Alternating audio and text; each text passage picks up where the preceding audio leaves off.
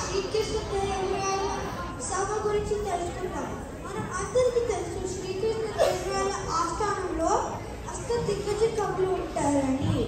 ఇప్పుడు అక్షయ మరియు శ్రీవర్ధన్ వాళ్ళ గురించి చెప్తారు.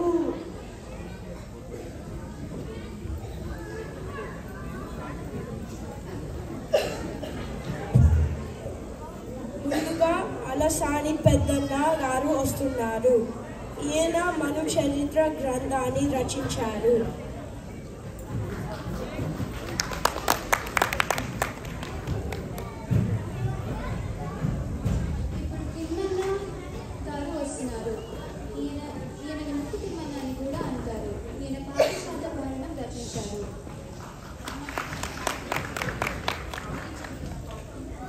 ఇప్పుడు అయ్యల రాజు రామభద్రుడు గారు వస్తున్నారు.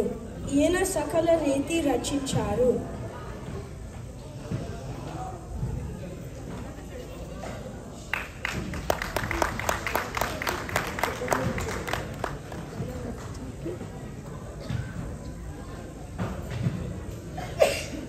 ఇప్పుడు మధ్యకారి మల్లన్న వస్తున్నారు. ఈయన రాజశేఖర చరిత్ర రచించారు.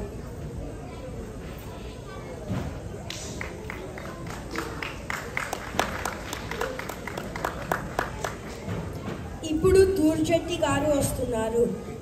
ఈయన శ్రీ కళహస్తీశ్వర మహత్యం మరియు కళహస్తీశ్వర శతకం రచించారు.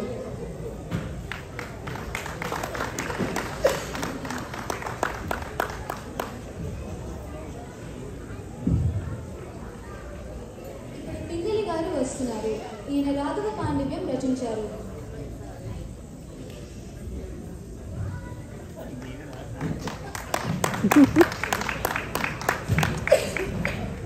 ఇప్పుడు రామరాజభూషణుడు గారు వస్తున్నారు. ఈయన వసు చరిత్ర రచించారు.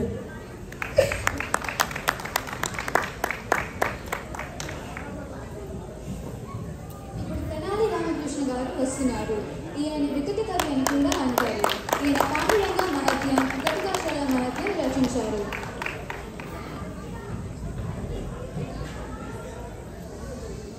ఇప్పుడు సభకి మహామంత్రి తిమ్మరసు విచ్చేస్తున్నారు.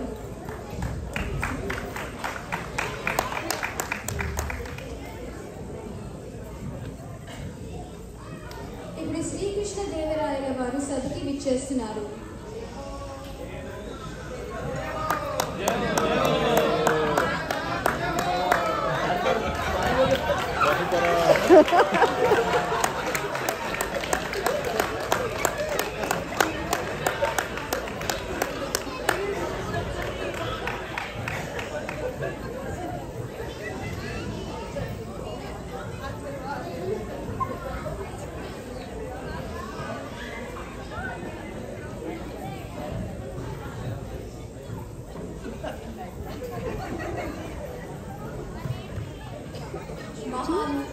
ఈరోజు సభలో విశేషాలు మహాప్రభు, ఈరోజు మన సభకు ఒక గొప్ప పేరు పొందిన మాధవుడు అనే కవి పరదేశం నుండి వచ్చారు. మాధవిని గౌరవంగా మన సభకి ప్రవేశపెట్టారు. చిత్తం మహాప్రభు.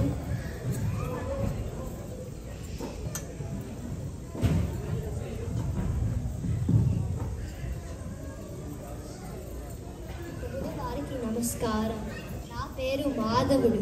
నేను అనేక దేశాలు తిరిగి ఎంతోమంది కవులను నా పాండిత్యంతో ఓడించాను. ప్రపంచ పండితుడు అనే బిరుదు పొందాను. మరియు మణిప్రవాళంలో అనేక రచనలు చేశాను. మణిప్రవాళంలో నాకంటే గొప్పగా రచించి నన్ను ఓడించగల పండితుడిని అన్వేషిస్తూ అష్టదిగ్గజాల గురించి విని రాయలవాడి కొలువుకు వచ్చాను. మీలో ఎవరైనా మాధవుడి ప్రశ్నకి సమాధానం చెప్పగలరా? తెనాలి రామకృష్ణ, మీరేమైనా చెప్పగలరా? మహాప్రభు,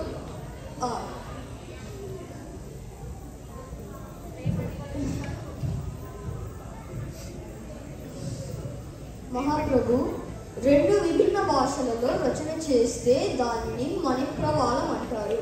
ఈ ప్రచండ పండితుడు మణిప్రవాళం మణిప్రవాళంలో అనేక రచనలు చేసి ఉండవచ్చు, కానీ మన స్థానంలో కూడా సంస్కృత మరియు ఆంధ్ర భాషలలో రచనలు చేశారు ప్రభు. అనేక భాషలలో ప్రావీణ్యం ఉన్నదని చెప్పే ఈ మాధవ కవి గారి చేత అనేక భాషలలో అర్థవంతమైన ఒక వాక్యం చెప్పవలసిందిగా కోరుచున్నారు. అలాగే మహారాజా, నేను ఒక్కరోజు గడువు ఇవ్వాల్సిందిగా కోరుకుంటున్నాను. అలాగే రేపు సభలో ఎవరైతే అనేక భాషలలో అర్థవంతంగా ఒక వాక్యం చెప్పగలిగితే వాళ్ళు గెలుస్తారు. ఈ రోజుతో సభ ముగిసింది.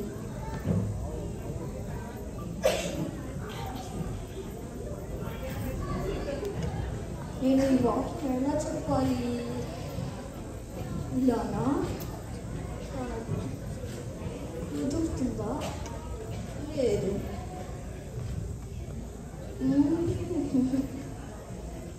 బావా, మన దొడ్లో ఆవు నీకోసమని జున్ను పాలు తీసుకొచ్చాను. ఓ, చుండుపాలా? ఈయనకి ఏ ఆవురా బావా? మన మచ్చుల ఆవు బావా, దానికి కోడిదూడు పుట్టింది. అలాగే. ఏ ఆవురా బావా? వాక్యం మీద పనికొచ్చేలా ఉందే. మరుసటి రోజు సభ ప్రారంభమైంది. మీకు ఇచ్చిన సమయం పూర్తయింది. మీకేమైనా ఆలోచనలు వచ్చాయా? నేను ఇవాళ మణిప్రవాళంలో ఒక మంచి వాక్యం కూర్చోగలిగాను ప్రభు. అది ఏమిటంటే, ఏ ఆవురా బావా. ఏ ఆవరా బావా అన్నది పూర్తిగా తెలుగు వాక్యం మహారాజా. మహారాజా, నేను ఇప్పుడే వివరిస్తాను. మరాఠీలో ఏ అంటే రా అని అర్థం, హిందీలో వా ఆ అంటే రా, తెలుగులో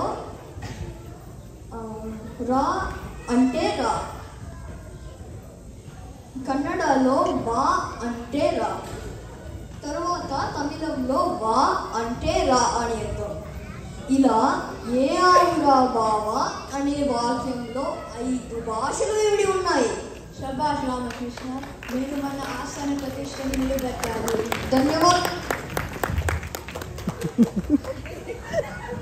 ధన్యవాదాలు.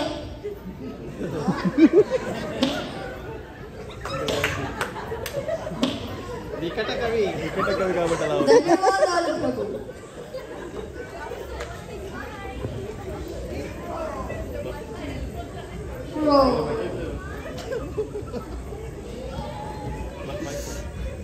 వేరే తీసుకుంటే ఇంతలో సభ ముగిసింది.